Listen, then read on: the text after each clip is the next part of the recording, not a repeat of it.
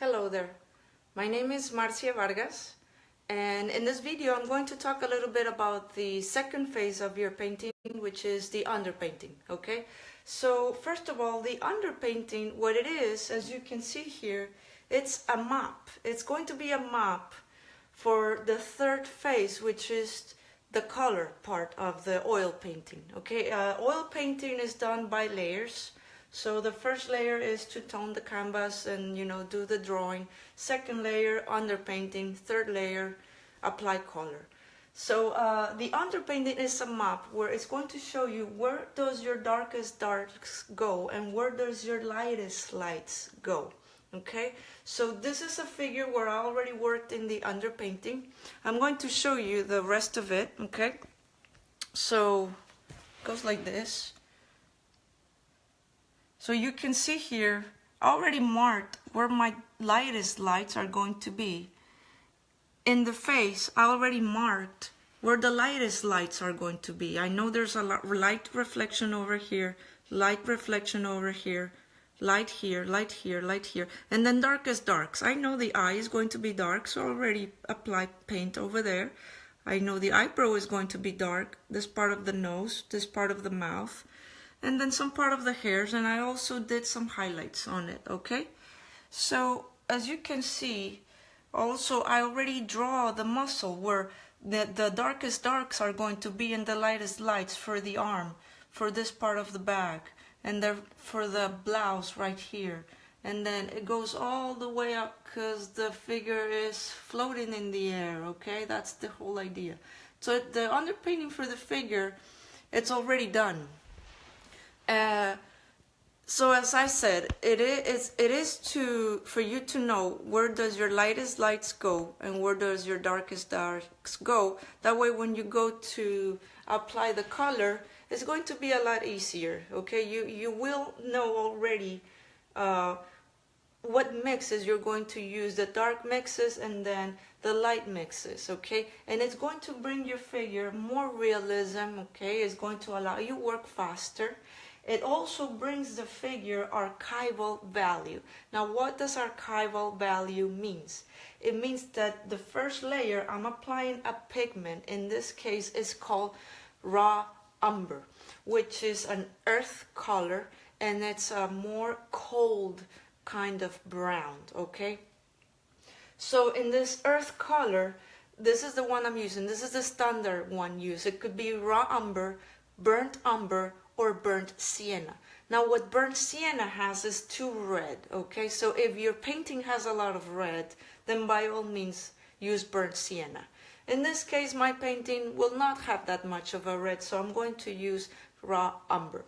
Raw Umber is a mineral pigment and it tends to last more. It does not crack, so it protects the painting. So that is one of the purpose of doing the underpainting. Okay, first layer of the oil painting. Now, second layer will be, like I said, the color. I'm going to just do very quick, a brief demonstration on how to work in the underpainting. So first, what you're going to do, I'm using some towels for it, like this towels, and your brush. So I'm going to grab mineral spirits or thinner, which I have it here, has to be clean. Make sure it's not contaminated with pigment there already. I'm gonna grab a little bit of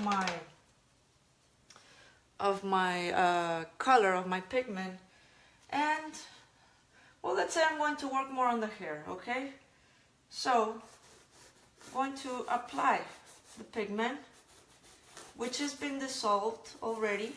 Okay, with some thinner. Okay, and let's work a little bit here. And then, let's see, I need to draw this ear a little bit more clear. And then this part of where the hair starts, I wanted to make it darker, okay? I want to distinguish where the hair is going to start. So I know it's going to start like right here. So I already done that. I'm also going to mark with a smaller brush the small spaces. So I'm going to mark more this part, okay, and this part of the nose and this part of the mouth, which I already know they usually are darker. I know my eye is darker. I know my eyebrow is darker.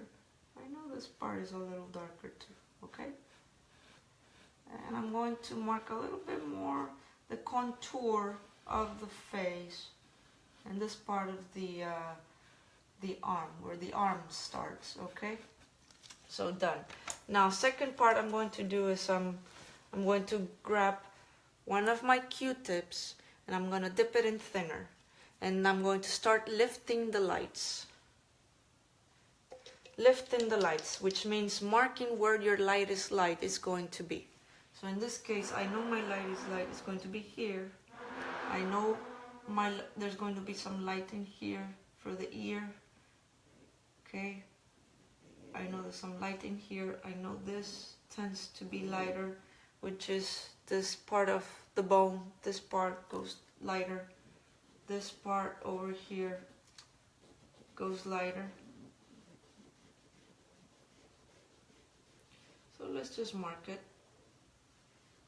Okay. Let's mark this part and let's mark this part right here, which I know will go lighter too, okay? There you go, boom. So, that's just a brief demonstration. Now, I'm going to use my paper towel and I'm going to work a little bit on the edges. Working on the edges means you're going to make the figure turn. So you're going to distinguish where your lightest lights go, where your darkest darks go, and then the mid-tones in between. And you want to make the edges soft. You want them to be soft because it gives the figure much more realism, you know. The edges are usually soft, and that's where the figure is turning. Where your light hits, your shadow hits, and then it's turning in between, okay?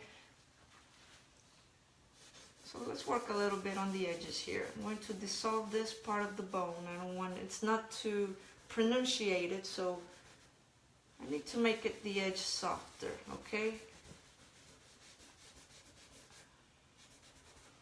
I want to work a little bit more on one of the lights below the eye, mark it a little bit more, and then at the same time make the edge softer, like this. Soft edges.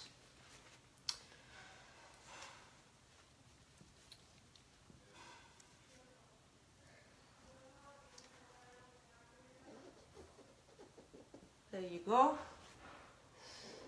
And the ear right here.